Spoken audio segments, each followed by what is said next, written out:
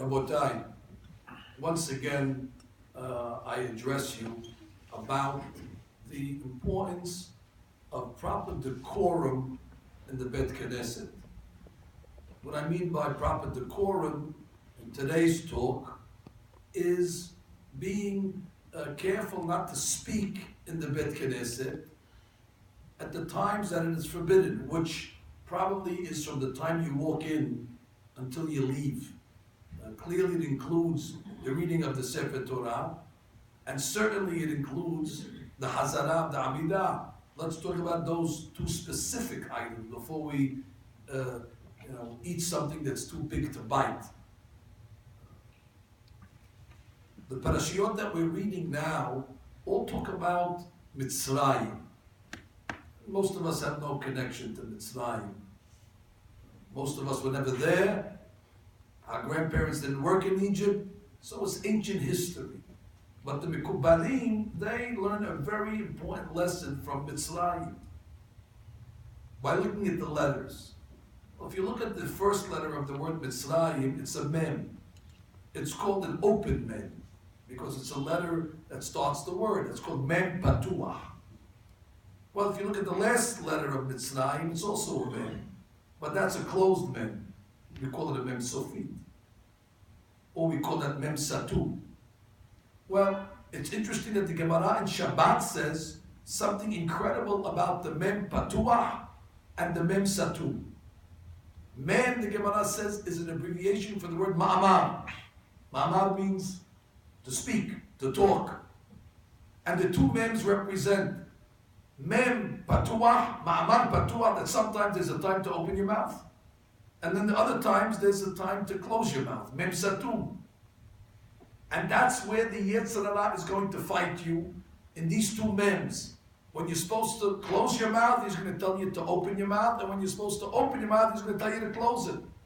That's why the Mekubalim write that if you take the word Mitzrayim, the first mem is a mem patuah, the last mem is a mem satu, and the letters in between are the letters Yetzer, to come and tell you that that's where the fight of the Yetzer Hara is. In a synagogue, it's obvious. Where there it's clear, you see all the signs on the wall. You're not supposed to talk in the synagogue at the time that they're praying. It's obvious. I don't think anybody argues it. Even the people that talk, I don't think they say it's permissible. They just cannot control because they're victims of the Yetzer. So we have a modern Mitzrayim in our midst. The battle of Mitzrayim still is amongst us. The Yetzer confusing us between the two mems. Now, I'll tell you another reason why people might rationalize speaking in the Bet Knesset. If you would ask most people, what's more important? The silent Amidah or the repetition? Well, if you'd asked me 20 years ago, I would say, of course, the silent Amidah is more important. After all, we were taught in school that the only reason why we do the repetition is for people who didn't know how to pray. So they want to fulfill their obligation. The Azan repeats it. But today, everybody knows how to pray. Most people that come to the Bet Knesset and have a siddur, they know the Amidah by heart. So most of us look at the Hazara as an old custom that really doesn't have too much value in the modern world. Comes the rabbi called the Ben Ishai, the Ben Yosef Haim in Baghdad, and he says, again according to the Mekubalim, that the Hazara is mandatory, even in a place where everybody knows how to pray, and its value is higher than the Lahash.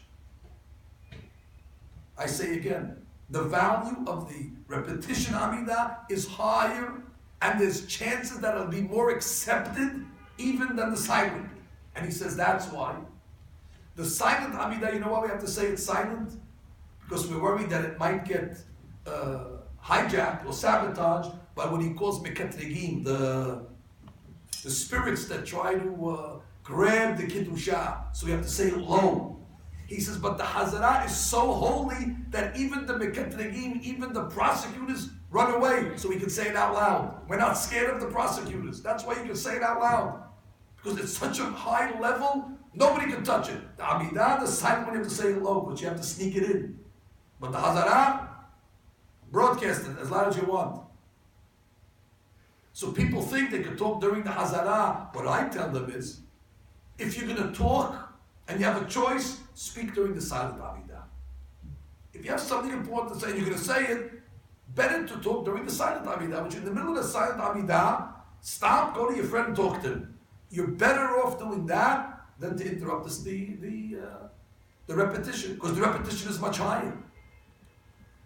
Now some of you will say, well, listen, I'm not a Kabbalist, so this doesn't talk to me. Well, maybe this one I'll tell you will talk to you. The way I look at it is imagine if you have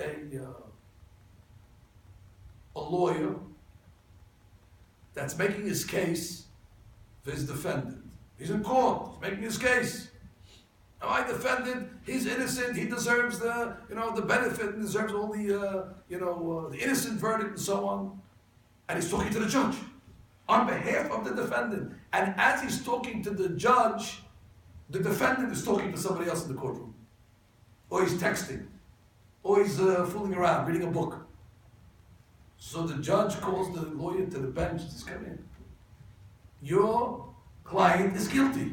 He says, how do you know he's guilty? You didn't let me finish the case. He says, look at his behavior. As you're petitioning for him, he's talking in the courtroom. That means he has no heart. He has no sense of what's going on over here. As you're petitioning and you're talking to me, his life is in my hands.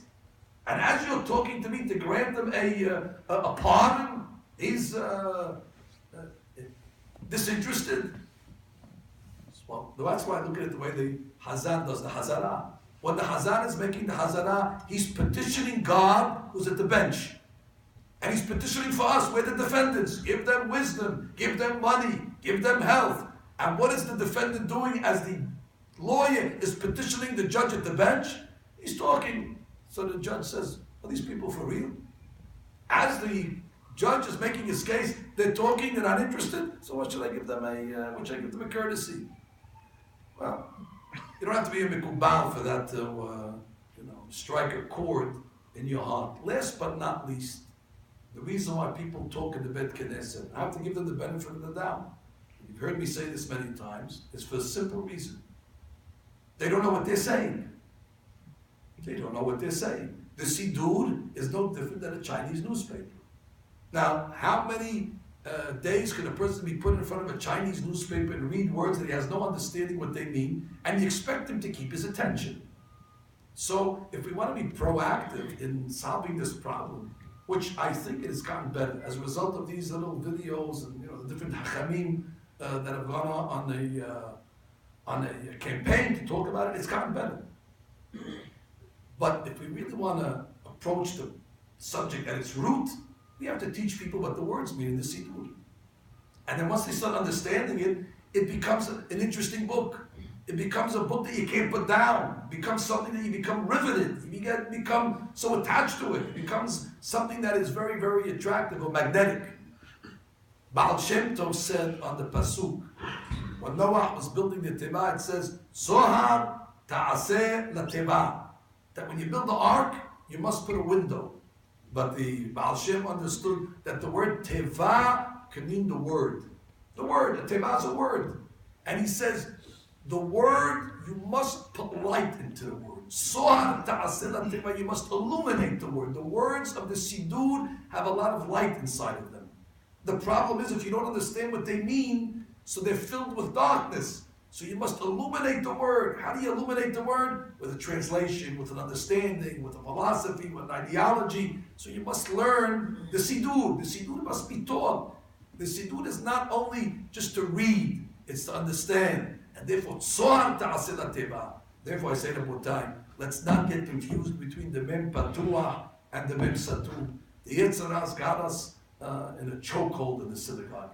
We cannot tell the difference when we're supposed to have Ma'amar Patuah and Ma'amar Satu. And that's the battle. And that's what it means, Yitziat Mitzrayim. You have to get out of that Yetzer, to leave that Yetzer that causes us to talk when we're not supposed to. If you are going to talk, think about talking during the silent Amidah. Save your conversations for the silent Amidah and pay attention to the Hazara. When the lawyer is petitioning your case, it will be very arrogant and brazen to do anything but to stand at attention and answer Amen. And with the proper elucidation of the Siddur, The Siddur becomes then a source of great light. Soha ta'aseh nateba.